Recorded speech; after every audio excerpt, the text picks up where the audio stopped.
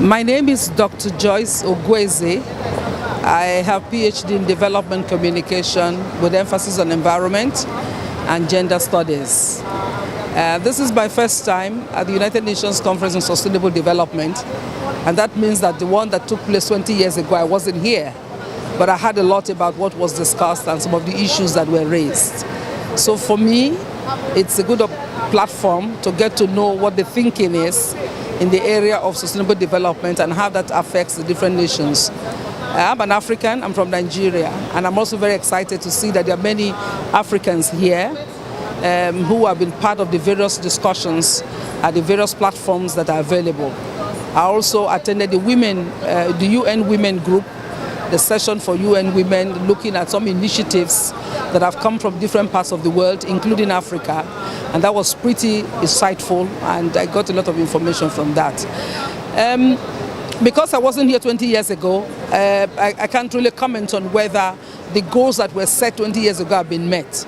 But I think that this year's conference provides a good basis for rethinking some of the things that were decided 20 years ago, to re-energize those who have been doing things in the last 20 years, to give a fresh perspective to some other things that can be done. So for me, it's achieving that result for those who were here 20 years ago. Being a newcomer in the block, I've gotten so much information on what can be done in partnership with women's groups, the group that I represent, and I work with mostly in Nigeria. But I was not particularly happy that there were not too many African youths who are showcasing African initiatives from the various countries. They probably did that on platforms I didn't get to know or see them. But I would have loved a situation where the African youths have their own initiatives properly documented and use this platform to share those initiatives and to also acquire knowledge and skills from others who are doing similar work in different parts of the world. That saddened me a little bit. The Women's Front also, apart from the few initiatives that were shared on the platform of the UN Women, I didn't also see too many women's initiatives being presented, women's perspectives being thrown on board. So I would like to see that in subsequent conferences. But so far, so good. I've been very excited to meet new people and to learn things that they've been doing all over the world. I have a question about land grabbing in Africa. There is a new phenomenon going in the country, and it's also one of the main problems people have been talking during this summit. So just tell me about the problem of land grabbing in Nigeria. No, well, if you use the word land grabbing, in itself, that's a label already that evokes all sorts of feelings, because nobody will want his or her land being grabbed or taken, especially if it is part of your inheritance. But the part of Nigeria where I come from, and indeed most part of Africa, you find that women really don't have rights as such to land ownership. Even in some cultures, the lands that they are inherited as first daughters in their families can be taken over by the first sons in the family. So those are issues with can't ownership of land become a right for women? Doesn't a woman have a right to own land and also to decide the uses that that land will be put into? Because in some cultures, again, they say, yes, you can have land, but you may not be able to build houses on them. You can have land if you want to do farming, but you can't have land if you want to build an industry. So I don't have control over what uses I can put that land into. That also needs to be checked. Because if I have land, I should be allowed to do whatever I want to do with the land. If I want to grow trees on it and the kinds of trees I want to grow, I should be allowed to do that.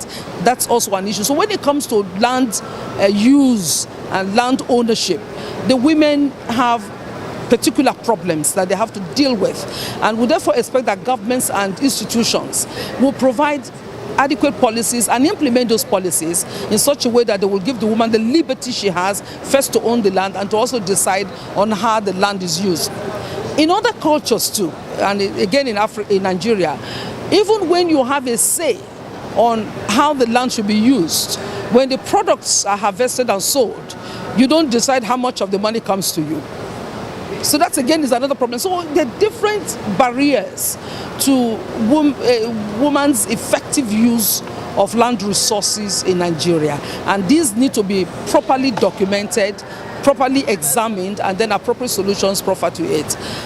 Apart from this, companies, the needs of development, population explosion, all of these are things that, you know, put a lot of pressure on even the limited lands that we have. Now, most of my work, for instance, is in the riverine areas, where with heavy rainfall, erosion, even the little land that's available for farming is taken over again by gully erosions and all that. Environmental problems that make it difficult for women to even have access to needed land. And so for me, the problems are complex, but they really need to be carefully examined, perhaps region by region, because the problems you will find in West Africa may not be the same as in East Africa, or may not be the same as in North Africa or Southern Africa. But regardless of what region you're looking at, women certainly have problems with access to land, land ownership, land inheritance, and determining how the land should be used and whether they benefit from even the products from that land. So these are very complex issues. The point I'm making is that when you're exploring the issue of land, the challenges hit men differently from they hit women. So even though the challenges are there, the women face different kinds of challenges.